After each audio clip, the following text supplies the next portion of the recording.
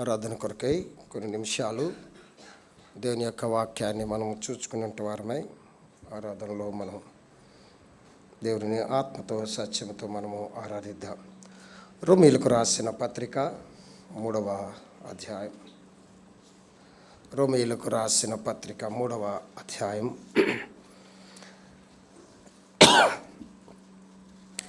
23వ వచనం అందరం కలిపి చదువుకుందాం. అందరికీ తెలిసిన వాక్య భాగమే. కొన్ని నిమిషాలు చాలా క్లుప్తముగానే వర్తమానం ఉంటుంది. దయచేసి రోమీయులకు రాసిన పత్రిక 3వ అధ్యాయము 23వ వచనం చదువుదాం అందరం. ఏ భేదము లేదు, అందరూ పాపము చేసి దేవుడు అనుగ్రహించు మహిమను పొందలేకపో. మరొకసారి, ఏ భేదము లేదు, అందరూ పాపము చేసి దేవుడు అనుగ్రహించు మహిమను పొందలేకపోతున్నాం. ప్రార్థన చేసుకుందాం. ప్రేమగల తండ్రి, అత్యంత కృప కనికరము కలిగిన దేవ, నమ్మదగిన వాడ, నీకు వందనాలు స్తోత్రాలు. చదవడిన మాట ద్వారా నాతో మాతో మీరు మాట్లాడండి. ఆరాధన కొరకే నీ యొక్క వర్తమానాన్ని మాకు ఇవ్వండి. ఇర్మియా గ్రంథం 1వ అధ్యాయం 9వ వచనం ప్రకారము తండ్రి, నీ నోటితో నా నోటిని ముట్టమని కోరుతున్నాం దేవా. యెషయా గ్రంథం 6వ అధ్యాయం 6వ వచనం ప్రకారం తండ్రి ప్రభా, కారు నిప్పు తీసి కాల్చి నా పెదవులను కాల్చి నీ యొక్క మాటలు తండ్రి పలికించమని కోరుతున్నాం దేవా. దేవా నీకు వందనాలు. వచ్చిన బిడ్డలందరూ బట్టి నీకు వందనాలు తండ్రి ప్రభా. నిన్ను ఎలా ఆరాధించాలో, ఎందుకు ఆరాధించాలో తండ్రి ప్రభా మీరు మాకు దయచేయను ఆయన దేవా. అయోగుడను కూర్చున్న వారందరికన్నా తెలుపులను ఒప్పుకుంటూ యేసుక్రీస్తు వారి యొక్క శ్రేష్టమైన నామములో ప్రార్థించి వేడుకొంచున్నాను తండ్రి. రోమా పత్రికలో అపోస్తలుడైన పౌలు రోమీయులకు ఈ యొక్క మాట రాస్తూ ఈ రీతిగా చెప్తున్నాడు. ఏ భేదము లేదు, అందరూ పాపము చేసి దేవుడు అనుగ్రహించి మహిమను పొందలేకపోతున్నారు. వివరణ ఇవ్వను కానీ క్లుప్తముగా ఆరాధన కొరకే కొన్ని నిమిషాలు, ఒక 10-15 నిమిషాల్లో మనము ఒక వాక్యాన్ని చూసుకుందాం. ఏ భేదము లేదు, జాతి మత కుల లేకపోతే ఆడ మగ రంగు భేదము లేదు, అందరం పాపం చేసినట్టు వారమే. అందుకే దావీదు అంటాడు, నేను పాపంలోనే పుట్టినవాడను, పాపంలోనే నా తల్లి నన్ను గర్భము ధరించింది. పాపంలో మనం పుట్టినట్టు వారం. పాపం అందుకంటాడు కదా, దేవుడు అనుగ్రహించు మహిమను, పాపం వలన దేవుడు అనుగ్రహించు మహిమను మనం ఏం చేసాం? కోల్పోయాం, పాగొట్టుకున్నాం, విడిచిపెట్టాం. అది దేవుడు మనలను మహిమ స్వరూపులుగా, మహిమోన్నతముగా దేవుడు మనను సృష్టించినప్పుడు మనము ఏమాత్రము కూడా సిగ్గు ఎరగనంటి వారముగా ఉన్నాం, మహిమతో నిండినంటి వారముగా ఉన్నాం. అంత మాత్రమే కాదు, ఆది మానవుడు దేవునితో సహవాసం కలిగి ఉన్నాడు. ఎప్పుడైతే పాపము ప్రవేశించిందో ఆ పాపం వలన దేవుడిచ్చు మహిమను మానవుడు ఏమయ్యాడండి? కోల్పోయాడు. ఒకటి, మనము పాపము చేసినట్టు వారం. ఏ భేదము లేదు, అందరూ పాపం చేసినట్టే. ఇక ఏ మాత్రము కూడా ఇక రాజు అని, మంత్రి అని, సామాన్యుడని, సామంతని ఏ భేదము లేదు, అందరము కూడా పాపంలో పుట్టినట్టు వారమే. చాలామంది అనొచ్చు, నేను మహాత్మునండి, నేనే పాపము చేయలేదు, పుట్టినప్పటి నుండి ఇంతవరకు చాలా నీతిగా బ్రతికాను, చాలా నిష్టగా బ్రతికాను అని అనుకోవచ్చు. కానీ నీలో కూడా పాపం ఉంది. అది జన్మతః పాపం, తల్లిదండ్రుల నుండి సంక్రమించిన పాపం. అందుకనే మొదటిగా మనము పాపము చేసినట్టు వారముగా మనమున్నాం. చూడండి, రోమా పత్రికలోనే 3వ అధ్యాయం 9వ వచనం. రోమా పత్రిక 3వ అధ్యాయం 9వ వచనం అందరం కలిపి చదువుకుందాం. రోమా 3:9. అలాగైనా ఏమందము, మేము వారికంటే శ్రేష్ఠులమా, తక్కువ వారమా? ఎంత మాత్రము కాము. యూదులేమి, గ్రీసు దేశస్థులేమి, అందరూ పాపమునకు లోనైన వారు. అందరూ పాపమునకు లోనైన, అందరము పాపము చేశాము, అందరము పాపానికి లోనైపోయాం, అందరము కూడా పాపానికి. ఇక పాపమునకు మనము లోను. చూడండి ఏమంటున్నాడు, చూడండి. అలాగైనా ఏమందును, మేము వారికంటే శ్రేష్ఠులమా, తక్కువ వారమా? ఎంత మాత్రము కాము. యూదులేమి, గ్రీసు దేశస్థులేమి, అందరూ పాపమునకు లోనైన వారే. అందరూ కూడా పాపమునకు, మొదటగా పాపము చేసినట్టు వారము, పాపమునకు లోనైనట్టు వారం.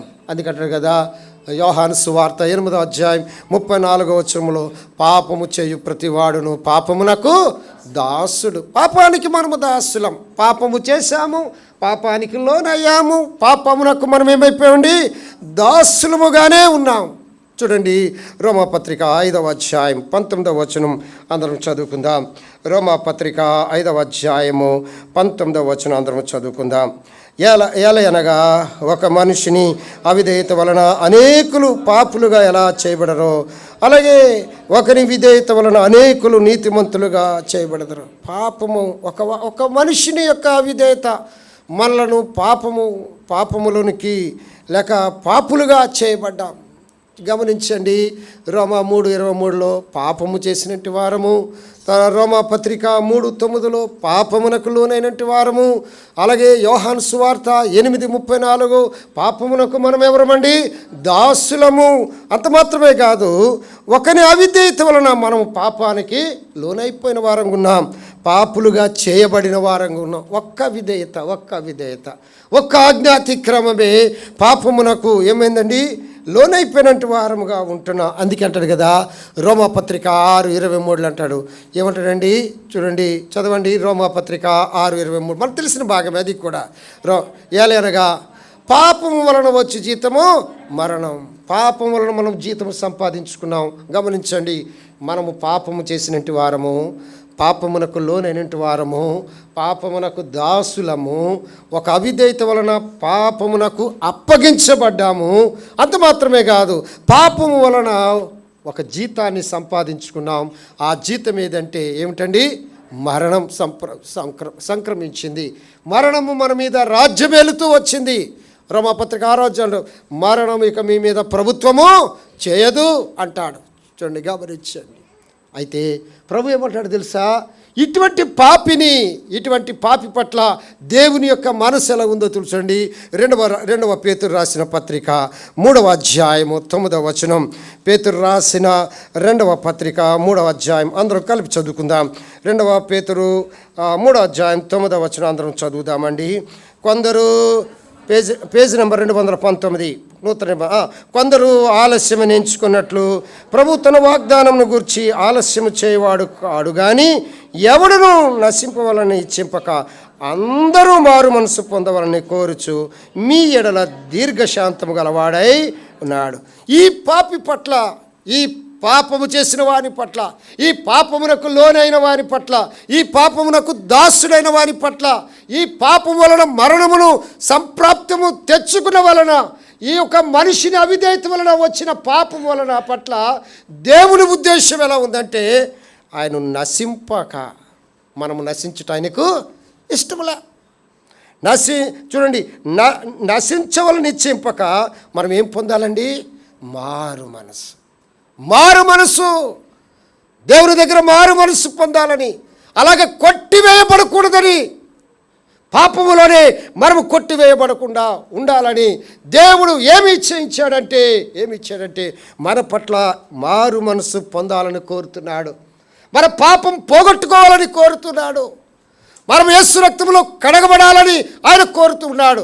మనము నశించుట ఆయనకి ఇష్టం లేదు. పాపము చేశాం, పాపానికి లోనయ్యాం, పాపానికి దాసులమయ్యాం. పాపము వలన, అవిధేయత వలన ఏమైందండి? పాపానికి లోబడిపోతున్నాం. పాపం వలన మరణాన్ని మనం కొని తెచ్చుకున్నాం. కానీ దేవుని ఉద్దేశం ఏముందంటే మనము నశించుట ఆయనకి ఇష్టం లేదు. మనం ఆ పాపములోనే నశించడానికి ఇష్టం లేదు. అందుకనే ఆయన ఒక ప్రణాళిక ఏర్పడదు. అందరూ మారు మనసు పొందాలని కోరుతున్నాడు.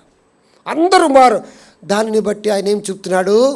దీర్ఘశాంతం మన పట్ల చూపుతున్నాడు. ప్రభుని ఆరాధించడానికి వచ్చినప్పుడు నీకు ఒక మంచి శుభవర్తమానం ఉంది. అందరూ మారు మనసు పొందాలి. అందరూ పాపము చేశాం, అందరూ మారు మనసు పొందాలి. అందుకనే ఆయన తీసుకొచ్చిన శుభవర్తమానం ఏమిటంటే లూకాసు వార్త 2వ అధ్యాయం 10వ వచనం అందరూ చదువుదామా? లూకాసు వార్త 2వ అధ్యాయము 10వ వచనం లూకా సువార్త 2వ అధ్యాయం 10వ వచనం, మనకు తెలిసిన భాగమే. చూడండి, అయితే ఆ దూత, భయపడకుడి, ఇదిగో ప్రజలందరికీ కలగబోవు మహా సంతోషకరమైన సువార్తమానము నేను మీకు తెలియజేస్తున్నా. 11 దావీదు పట్టణమందు నేడు రక్షకుడు మీ కొరకు. చూడండి, పాపము చేసిన మనము, పాపములకు లోనైన మనము, పాపములకు దాసులమైన మనము, పాపం వలన అవిధేయులమైన మనము, పాపము వలన మరణాన్ని తెచ్చుకున్న మనకు దేవుడి యొక్క కోరిక ఏమిటంటే మనం మారు మనసు పొందాలని, మనము మార్చాలని, మన పాపం పోవాలని ఆయన ఏం చేశాడంటే ఒక శుభవర్తమానము తీసుకొస్తున్నాడు. ఇదిగో ప్రజలందరికీ కలగబోవు మహా సంతోషకరమైన సువర్తమానము, దావీదు పట్టణమందు నేడు రక్షకుడు మీ కొరకు. ఆయన ఎవరండి? ప్రభు అయిన యేసుక్రీస్తు. యేసనగా రక్షకుడు. తన ప్రజలను వారి పాపము నుండి ఆయనే రక్షించును గనుక ఆయనకేమని పేరండి? యేసు. రక్షకుడు, రక్షకుడు, రక్షకుడు. పాపములో ఉన్న మనలను రక్షించడానికి వచ్చినాడు. అందుకే అంటాడు కదా, ఏమంటాడు? 1 తిమోతి 1:15 ఏమంటాడు? పాపులను రక్షించుటకు క్రీస్తు యేసు ఈ లోకానికి వచ్చాడు. మళ్ళీ రక్షించడానికి రక్షకుడుగా వచ్చినాడు. పాపమునకు లోనైన నిన్ను రక్షించడానికి అని లోకానికి వచ్చినాడు. పాపమునకు విధేయత చూపి పాపమునకు దాసులమైపోయిన మనలను రక్షించడానికి వచ్చాడు. మహిమను కోల్పోయిన మనలను రక్షించడానికి వచ్చాడు. అవిధేయులైన మనలను రక్షించడానికి వచ్చాడు. అంతటా అందరూ మారు మనసు పొందాలని, అందరూ మారు మనసు పొందాలని నీ పట్ల ఆయన ఏమైనాడండి? ఒక ప్రణాళిక కలిగి ఉన్నాడు. ప్రభువా నీకు వందనాలు. నేను పాపమునకు లోనయ్యాను, నేను పాపము చేస్తున్నాను, నేను పాపమునకు దాసుడను, అవిధేయత వలన పాపము నాకు సంక్రమించింది, పాపము వలన మరణాన్ని నేను తెచ్చుకున్నాను. నా పట్ల నీ ప్రణాళిక చాలా ఉన్నతమైనదయ్యా. నేను మారు మనసు పొందాలని, నేను రక్షింపబడాలని, నేను నశించుట నీకు ఇష్టము లేకుండా నువ్వు ఒక గొప్ప ప్రణాళికను నా కొరకు ఏర్పాటు చేసి నా ప్రజలందరితో పాటు నాకు ఆ భాగ్యాన్ని ఇచ్చావయ్యా. నా కొరకు రక్షకుడైన యేసుక్రీస్తుని లోకానికి పంపించావు. నీకు వందనాలని ప్రభువుని మనము ఆరాధించాలి, ప్రభువుని మనము స్తుతించాలి, ప్రభువుని మనము గణపరిచే వారంగా ఉండాలి. అంత మాత్రమే కాదు, ఏమంటాడు చూడండి, ఆయన ఇంకేం చేశాడు? ఆ శుభవర్తమానంతోనే విడిచిపెట్టాడా? కాదు, ఆయన ఇంకొక మేలైన కార్యము చేశాడు. రోమాపత్రిక 8వ అధ్యాయము 32వ వచనం. రోమాపత్రిక 8వ అధ్యాయము 32వ వచనం. 8:32 చదువుదాం, అందరూ చదువుదాం. రోమాపత్రిక 8వ అధ్యాయం 30 అందరూ కలిసి చదువుదాం. తన సొంత కుమారుని అనుగ్రహించుటకు వెనుతీయక మనందరి కొరకు ఆయన అప్పగించిన వాడు ఆయనతో పాటు సమస్తమును మనకెందుకు అని ఆయన పంపడమే కాదు, అందరి కొరకు రక్షకుని పంపడమే కాదు, అందరి కొరకు ఆయన ఏం చేశాడండి? అర్పించాడు, అప్పగించుకున్నాడు. ప్రభువా పాపమునకు లోనైన నన్ను, పాపములు చేసిన నన్ను, పాపమునకు అవిధేయుడైన నన్ను, పాపం వల్ల తెచ్చుకున్న జీతం మరణాన్ని నుండి తప్పించడానికి నేను నశించుట నీకు ఇష్టము లేక నీ ప్రియకుమారుని శరీరముతో ఈ లోకానికి పంపించి ఆ శరీరం మీద నా పాపముల కొరకే నువ్వు అప్పగించుకున్నావయ్యా. నీకు వందనాలని ప్రభుకి మనం ఏం చేయాలండి? వందనాలు చెల్లించాలి. అయిపోయిందా? ఆయన ప్రణాళిక ఇంకా అవ్వలేదు. మనల్ని విడిపించడానికి ఆయన చేసిన కార్యం ఏంటో తెలుసా? రోమాపత్రిక 10వ అధ్యాయం 12వ వచనం అందరం చదువుదాం. రోమాపత్రిక 10వ అధ్యాయము 12వ వచనం అందరం చదువుదామండి. యూదుడని గ్రీస్ దేశస్థుడని భేదము లేదు, ఒక్క ప్రభువే అందరికీ ప్రభు. ఒక్క ప్రభువే ఆ ఒక్క ప్రభువే మనందరి కొరకు కల్వరి శిలువలో మరణించాడు. ఆ ఒక్క ప్రభువే నా కొరకు మరణించాడు. ఆ ఒక్క ప్రభువే నీ కొరకు మరణించాడు. ఆయన ఒక్కడే ప్రభు. ఇక ఎవరు రక్షించలేదు నిన్ను. ప్రభువుని ఆరాధించడానికి వచ్చిన నీవు నేను కూడా ఎవరు నిన్ను రక్షించలేదు. ప్రభువా నా కొరకే నీ ప్రణాళిక ఎంత ఉన్నతమైనదయ్యా. నేను నశించిపోవటం నీకు ఇష్టము లేదయ్యా. నేను మరణములో నరకములో కారణం నీకు ఇష్టము లేదయ్యా. నేను మారు మనసు పొందాలని, నేను రక్షింపబడాలని నా కొరకు తీసుకొచ్చిన శుభవర్తమానమును బట్టి నీకు వందనాలయ్యా. ఆ రక్షకుడిని నా కొరకే పంపించినందుకు వందనాలయ్యా. అంత మాత్రమే కాదయ్యా, ఆ రక్షకుడిని కల్వరి శిలువలో నా కొరకు బలి అర్పణ అర్పించినందుకు వందనాలు ప్రభువా, వందనాలయ్యా. ఆ ఒక్క ప్రభువే మనల్ని రక్షించగలడు. ఆ ఒక్క ప్రభు, ఇక ఎవరి వల్ల రక్షణ లేదు, మరి ఎవరి వల్ల రక్షణ లేదు. ఈ నామములోనే మనకు రక్షణ. అపోస్తల కార్యము 4:12 యేసు నామములోనే రక్షణ. భూలోకములో ఏ నామములో మనకు రక్షణ లేదు. అందుకంటే కదా ఆయనే ప్రభు. అదే వచనం చదువుదామా అందరము. 10:12 చూడండి ఆయన ఎలాగుంటున్నాడో చూడండి. రోమాపత్రిక 10:12 యూదుడని గ్రీస్ దేశస్థుడని భేదము లేదు, ఒక్క ప్రభువే అందరికీ ప్రభు అయి ఉండి తనకు ప్రార్థన చేయువ అందరి ఎడల కృప చూపుతున్నాడు. అందరి ఎడల కృప చూపిన ఐశ్వర్యవంతుడు. అందరి ఎడల, ఒకరి వల్ల కాదు, మనమే త్రోసిపిస్తున్నాం. భేదము లేకుండా అందరి ఎడల ఆయన కృప చూపినట్టు వాడు. కృపచేతనే మీరు రక్షించబడ్డారు. కృపచేతనే మనము రక్షింపబడ్డాం. మన సోదరి సోదరుడా, ఉదయకాలంలో ప్రభువుని ఆరాధించడానికి వచ్చిన కొన్ని తలంపులు చాలవా? ప్రభువా, నేను పాపము చేశాను, నీ మహిమను కోల్పోయాను, పాపమునకు లోనైపోయాను, పాపమునకు దాసుడినైపోయాను, పాపము వలన ఒక అవిధేయత వలన నేను పాపములోనికి తీసుకురాబడ్డాను, ఆ పాపం వలన నాకు మరణము సంప్రాప్తమించింది. అయితే ప్రభువా, నీ ఉన్నతమైన ప్రణాళిక ఎంతో శ్రేష్టమైనది నాయన. నేను నశించుట నీకు ఇష్టము లేక, నేను మారు మనసు పొందాలని, నేను రక్షింపబడాలని నీ ప్రియకుమారుడే శరీరాకారముతో ఈ లోకానికి పంపించి రక్షకుడుగా లోకమందు నమ్మబడిన వాడా, నీకు వందనాలయ్యా. అయిపోలేదు నాయన, నా కొరకే, నా పాపముల కొరకై కల్వరి శిలువలో నువ్వు అప్పగించుకున్నావు, అర్పించుకున్నావు, బలి పశువుగా వధించబడ్డావు.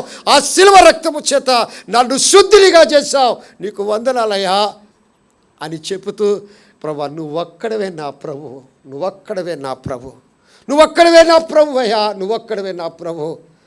నాకు నా పట్ల నువ్వు చూపిన ఆ కృపను బట్టి వందనాలయ్యా అని ప్రభువుని మనం ఏం చేయాలండి?